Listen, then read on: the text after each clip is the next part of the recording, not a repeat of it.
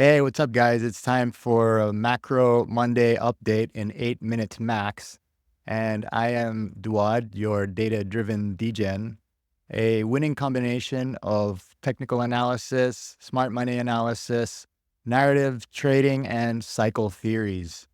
So today I have a lot of data to get through, and I'm going to do my best to keep it in under 8 minutes. Let's get started with Bitcoin, and we're starting on the 2-week chart. Now, I'll start with price action. As you all have noticed, we have been stuck in this downtrend for over 230 days. And we have now finally confirmed not only a weekly, but a 2-weekly close above this channel that we've been stuck in. So we've officially broken out. And you can see down here, we've had a 2-week stochastic cross up, which is extremely bullish. The last time we had that was back in September 2023, and look what happened after. We've got a very similar setup lining up, particularly with the stochastic. The MACD is in a different position. We're also going to jump down to the 1 week. Well, first of all, I want to show you the moving averages. So Bitcoin is well and truly above the 20, 50, 100, and 200 averages. So this is a very strong macro indication. And in the past, when we were above all these moving averages, it usually meant that there was continuation coming. Okay, let's jump down to the weekly 1-week chart. Again, we are above all of our key moving averages. This is the 200, the 100, the 50, and the 20. And Bitcoin held it as support and broke out of that channel.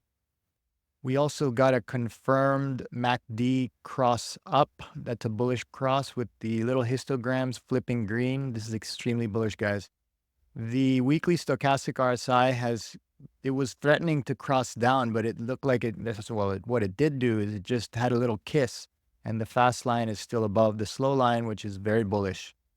And going into the extremely bullish region where it can stay for a while, as you can see back here. It's not like just because it gets up there, that's the end of the move. Look how long, and then it cooled off and it still continued. And now I've got a couple of top signals to quickly go through. We're still on the weekly. This is the LMACD. And whenever price comes and revisits this trend line above, and you get that little red line, look how perfectly it timed the previous tops. So we did get close to it last year, in 2019, and then there was the top.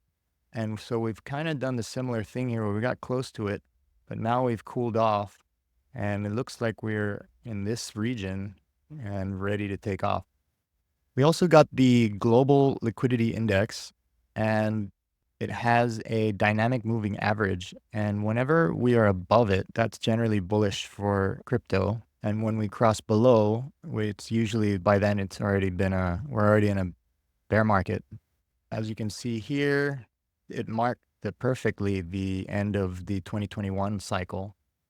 And it broke out of the dynamic moving average, but then it came and popped back down. So now it looks like it's in the process of curling back up.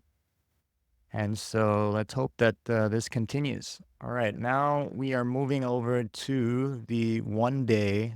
I'm not going to go too far into lower time frame stuff, but just wanted to point out that this was Black Monday. And since then, momentum and price have been making higher lows, higher highs and higher lows. And so for me, if and when this ever comes down to this green line, that's going to be a great entry for new long positions. I would not be going long right now. And here are some potential targets. Obviously, it's very hard to say, but there are some fair value gaps down here. And this is a Fibonacci pulled from the bottom to the top of the recent rally. However, this isn't done yet. It could keep going higher, so you'd have to adjust. But this kind of makes sense for me to have a retest. 66-ish, maybe as low as 65. I don't know. Honestly, it's even getting ambitious to think that we're going to get back down to 63. But The main indicator I'll be using is if this comes down and retests the green line uptrend, that will be a great signal to enter longs.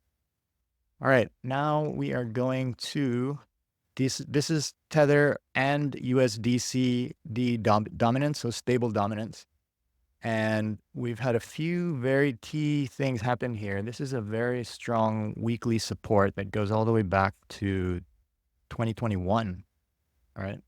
And we lost that support. This is stable dominance is inversely correlated to crypto. So it's good for our bags if we lose the support, which we just did.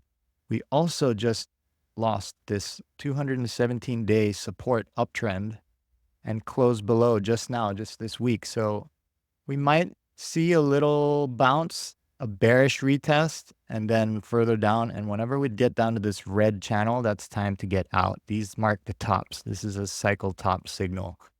Momentum is falling. This is the stochastic. The slow line is above the fast line, which means that it's bearish momentum. We just had this bearish stochastic MACD cross. This is all pointing towards a further breakdown of stable dominance, which is fantastic for our bags. We are now at Bitcoin dominance, and we're up against this major resistance, monthly key resistance. You know, I wouldn't be surprised if we do reach up to around 60 or so, but I do not think that, you know, Bitcoin is going to have this huge spike all the way up like everyone thinks. But, you know, whatever. Either way, I'm cool. You know, I have my altcoin bags packed and I'm okay to hodl. Now, whenever this breaks down, that is going to be extremely bullish. Whenever that happens, that is probably going to be altcoin season. Take a quick look at the DXY, the dollar index, which is inversely correlated. So on the weekly, this is not actually looking great. I mean, it's this. This is a bullish weekly MACD cross, and the stochastic is just getting into the overbought region.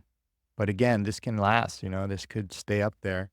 However, what I do like is that this long 1,000-day plus uptrend was lost back here, bounced off support, and then now this hopefully is a bearish retest, you know, somewhere around here. If it gets rejected, then comes back down. And once we really lose this last line of support, boom, that's going to be, again, really good for our bags. Okay, guys, if you are liking this, please smash the like for me, help me out, and comment down below if you have any questions or suggestions for future updates. And let's keep moving on. We've got the Fear and Greed Index, which has now re-entered greed. We had some nice neutral and fear in the last few weeks. Now entered greed. I do think that we might have a short-term pullback, but that's for another video. Altcoin season index, we are not in altcoin season. It does seem indeed that Bitcoin will have its Bitcoin season right now. Now let's check the search term, Google search term for Bitcoin. And it's like really at its lows again. There hasn't been an uptick yet, but I would imagine that now that Bitcoin is closing above the channel and once it starts to break out more, this will be on an increase. I'm also tracking Memecoins, the search term for, or the search trends for Memecoins, and look at where it got back here in, what's this, Feb and March. So it's pretty wild. I mean, we're already breaking out again, probably because of Murad, the Murad effect, but we're making a new higher high from this little downtrend at least. This should be very interesting to track. Now I've got the Pi cycle index just so that we can keep track. As you can see here, whenever Bitcoin gets really overextended above the green, then that's when the end is near, and especially when there's a bearish cross between the red and the green line. And so as you can see here, we are nowhere close. We're more or less like, in terms of this moving average, it's like we're at bear market lows. But yeah, we're nowhere near the top of this chart.